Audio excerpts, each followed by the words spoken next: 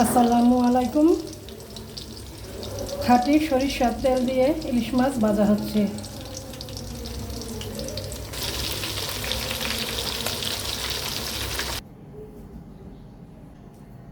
আমার ইলিশ মাছ ভাজা হয়ে গেছে। এখন আমি কলমি শাক দিয়ে ইলিশ মাছের মাথা ও লেজ দিয়ে রান্না করব।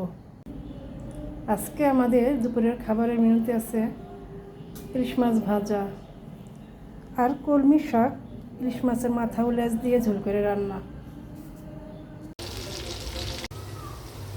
এখানে আমি সেই মাছ ভাজা তেলে পেঁয়াজ কুচি, রসুন কুচি, কাঁচামরিচের ফালি, একটি টমেটো কুচি কুচি করে কেটে দিয়েছি আর দুটি তেজপাতা। এখন একটু ভেজে নিয়ে আমি লবণ, আদা বাটা, রসুন বাটা পরিমাণ মতো দেবো আর কি। আমি এখন পরিমাণ মতো লবণ, আদা বাটা, রসুন বাটা দিয়ে দিয়েছি। এখন আমি একটু ভেজে নেব। এখন আমি পরিমাণ মতো হলুদের গুঁড়া, মরিচের গুঁড়া দিয়ে দিয়েছি। এখন একটু নেড়ে চেড়ে আমি মশলা কষানোর জন্য পানি দিয়ে দেব।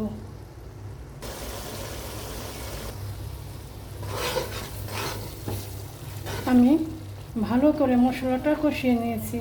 এখন আমি শাকগুলো দিয়ে দিব। এখন আমি শাকগুলো ভালো করে নেড়ে চেড়ে কষিয়ে নেব।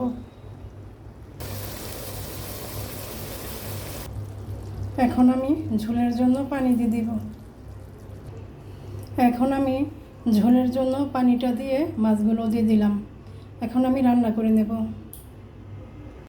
আমি কয়েকটি কাঁচামরিচ মাঝখান থেকে ভেঙে দিয়ে দিলাম।